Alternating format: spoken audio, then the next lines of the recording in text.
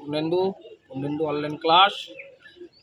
সকল ছাত্রছাত্রীকে জানাই সুস্বাগতম। আজকে আমি মধ্য সমানুপাতের অঙ্কর 2025-এর সাজেশান দিলাম। গণিত মাধ্যমিক সাজেশান 2025 সম্পাদ্য।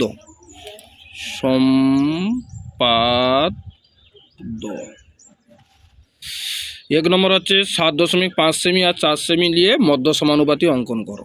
প্রথমে কি করতে হবে, স্কেলে 7.5 সেমি রেখা টেনে নিতে হবে, তারপরে কত না 4 সেমি রেখা টানতে হবে। এরপরে একটা বড় করে রেখা টেনে নিয়ে তারপর 7.5 সেমি বাহুর মাপলে এখানে কেটে দিতে হবে, তারপর 4 সেমি বাহুর মাপলে এখানে কাটতে হবে।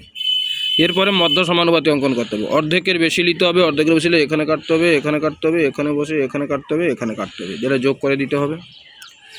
তারপরে কি করতে হবে, এইখান থেকে এটা মাপ নিয়ে এখানে বসে এখানে ঘোরাতে হবে। তারপর এইখানে যে ডি বিন্দু পড়ে থাকলো, ডি বিন্দুতে লম্ব আঁকতে হবে 90 ডিগ্রি কোণ, ঘুরালাম, এখানে বসে এখানে কাটলাম, এখানে বসে এখানে কাটলাম, এখানে বসে এখানে কাটলাম, এখানে বসে কাটলাম, দিয়ে যোগ করতে হবে। তারপর হচ্ছে এ বি আর এসি যোগ করে দিতে হবে।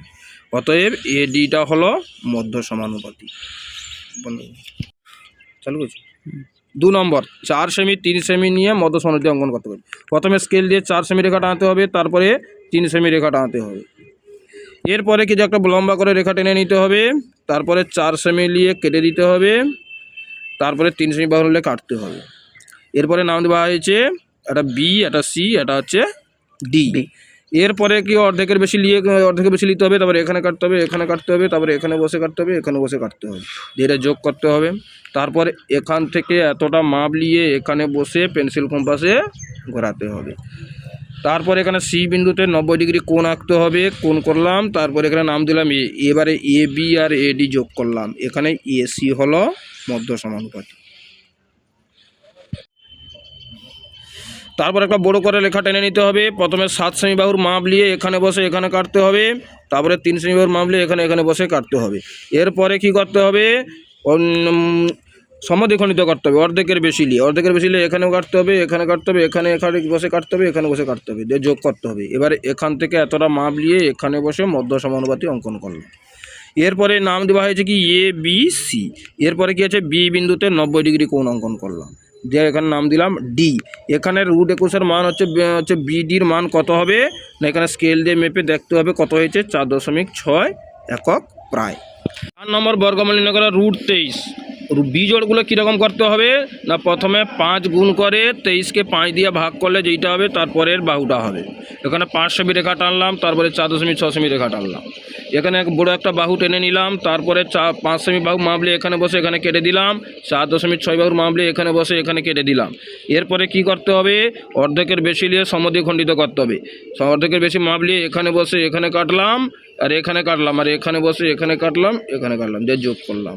তারপরে কি আছে, বি বিন্দুতে 90 ডিগ্রি কোণ করতে হবে, 90 ডিগ্রি কোণ আঁকলাম, নাম দিলাম বিডি। এখানে বিডির মানটা স্কেল দিয়ে মেপে কত হবে না, 4.8 একক প্রায়। 5 নম্বর আয়তক্ষেত্রগুলির সমান ক্ষেত্রফল বিশিষ্ট বর্গক্ষেত্র অঙ্কন করো। প্রথমে 8 সেমি আছে, তারপরে 6 সেমি নিয়ে বর্গক্ষেত্র অঙ্কন করতে হবে। প্রথমে 8 সেমি রেখা একটা বড় করে রেখা টানলাম, তারপরে 8 সেমি কেটে নিলাম। তারপরে কি করতে হবে, এখানে 90 ডিগ্রি কোণ করলাম, 90 ডিগ্রি কোণ করে 6 সেমি বাহুর মাপ নিয়ে এখানে বসে এখানে কেটে দিলাম, এখানে বসে এখানে কাটলাম, আবার 8 সেমি বাহুর মাপ নিয়ে এখানে বসে এখানে কাটলাম, দিয়ে এখানে বাড়িয়ে দিলাম, এখানেও বাড়িয়ে দিলাম। তারপরে কি আছে, এবারে এটা অর্ধেকের বেশি মাপ নিতে হবে। অর্ধেকের বেশি মাপ নিয়ে এখানে বসে এখানে কাটলাম, এখানে কাটলাম, এখানে বসে এখানে কাটলাম, এখানে দিয়ে যোগ করলাম।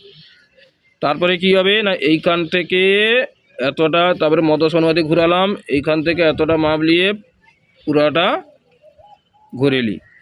তারপরে কি আছে, এইখান থেকে এতটা মাপ নিতে হবে, মাপ নিয়ে এখানে বসে এখানে কাটলাম, আবার এখানে বসে এখানে কাটলাম, তারপরে এটা যোগ করতে হবে। দিলে কি হলো না, ডি এফ জি, এই যে একটা উদ্দিষ্ট বর্গক্ষেত্র তৈরি হবে।